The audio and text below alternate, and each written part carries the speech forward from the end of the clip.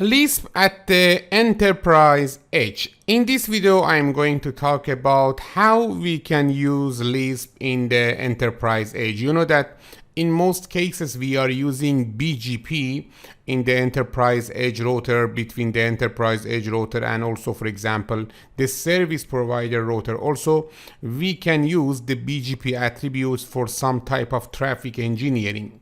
But now I'm going to show you how we can use LISP instead of the BGP, and also how we can use LISP to traffic engineering. Okay, this is a simple scenario. We can use this scenario for understanding the function of the LISP at the enterprise edge. As you can see here in this scenario, we have two LISP sites. This is the LISP site 1, the left LISP site, and here we have the LISP site 2. Also, as you can see, we have XTR1 and XTR2. This means that in the LISP site 1, okay, we are using dual router. And as you can see here, we have two ISP. This means that we are using dual home or multi-home connection. Dual router, dual home. Dual router means we have two edge router, and dual homes means we are using or we are giving taking service from the two ISP, okay, ISP1 and ISP2. Also in the other side, in the LISP site 2, we have again two XTR, means two dual router, and also we have again dual home. Here we are experiencing two dual router, dual home connection, and I'm going to show you how we can use the traffic engineering capabilities of the LISP.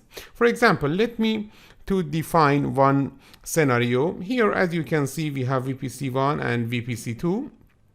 And after that, here in the right side, we have VPC3 and VPC4.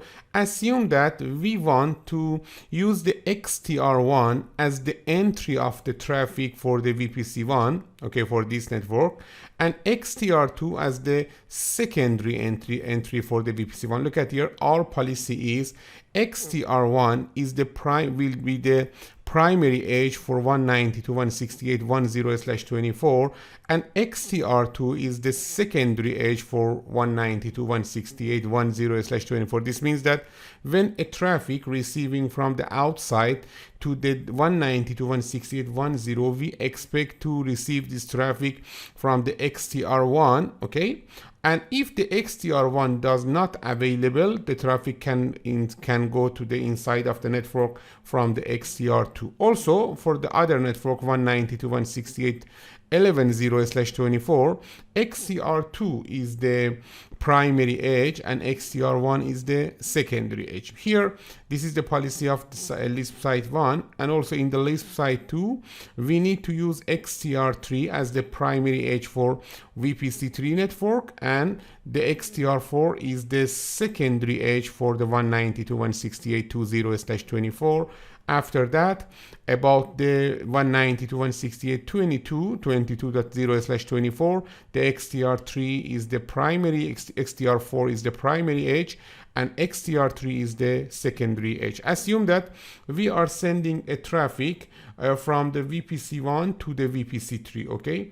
We expect to see this traffic coming from the VPC1, okay? Let me to show you a traffic from the VPC1 to the VPC3. Source IP is the 192.168.110, and destination IP is 192.168, for example, 210. Okay, we are expecting that this traffic reach to the XTR1 or maybe XTR2, but it's better from XTR1, receiving in XTR1, and after that the XTR1 should send this traffic to the, for example, ISP1, and after that from the ISP1 this traffic can go to the XTR3 and finally to the VPC3. Okay, this is the path we expect. Means the XTR3 is the primary entry for the traffic of 192.168.20, and also XTR1 is the primary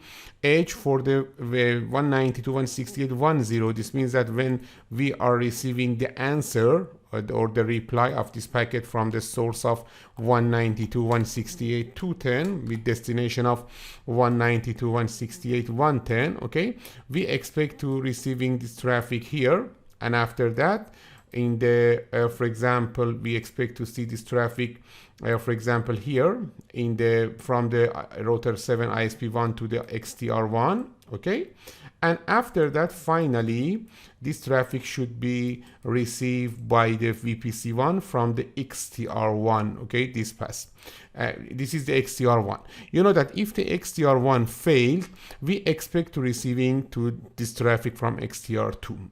Also, for the traffic of the 192.168.11.0, we expect to XTR2 is the entry point, and for 192.168.22.0/24, we expect that XTR4 is the entry, will be the entry point. Okay, this is our scenario. I'm going to configure this scenario step by step. After each step, we need to verify the functionality. After that, we can go to the next step. Assume that first we are trying to IP addressing. I have configured this scenario before, only we are reviewing the configuration. Look at here. The step 1, our configuration, is the IP address assignment, starting from the router 1. In router 1, we are using enable conft hostname XTR1. This is this router. As you can see here, we have interface ETH00, this interface, IP address 10.151, this interface, because this is between router 1 and router 5, 255.255.255.0, and then no shutdown. That's it. Also, we have interface ETH01. The IP address is 10.171, because this is between router 1 and router 7, 255.255.255.0, and no shutdown. And finally, we have one interface loopback 0 with the IP address of quad 1, quad 255. After that, we need to configure one IGP inside of the LISP site 1. For example, router OSPF1, router ID is quad 1, network 10.151, quad 0, area 0, the ETH00 IP address. Also, we need to advertise default to the inside of the LISP site 1. I'm going to use the default information originate. If you want, you can use always, but it is not necessary because we will configure a default route and we don't need to use the always keyword. Because of that, let me to remove it. It's not necessary. After that, as you can see, in the router 2, we have this similar configuration. Again, enable conft hostname XTR2. The ETH00's IP address, this interface is 10.252.255.255.255.0, and then no shutdown. Also, we have interface ETH01. The IP address is 10.282.255.255.255.0, because this is a link between the router 2 and router 8. After that, interface loopback 0, IP address quad 2, quad 255. So easy. And then router OSPF1, router ID quad 2, network 10.252, quad 0, area 0. Default information originate. We don't need the always keyword. This is the configuration of the router 1, router 2, and let me to configure the router 5. This is the router 5, en conft hostname R5. Interface ETH00, this interface. IP address is 10.155.255.255.255.0, and no shutdown. Then ETH01, this interface. IP address is 10.255.255.255.255.0, no shutdown. Then interface ETH02, this interface. IP address is 192.168.15255.255.255.0, and no shutdown. And finally, the interface ETH03, this interface. IP address 192.168.11.5.255.255.255.0, and no shutdown. After that, here we have the OSPF configuration.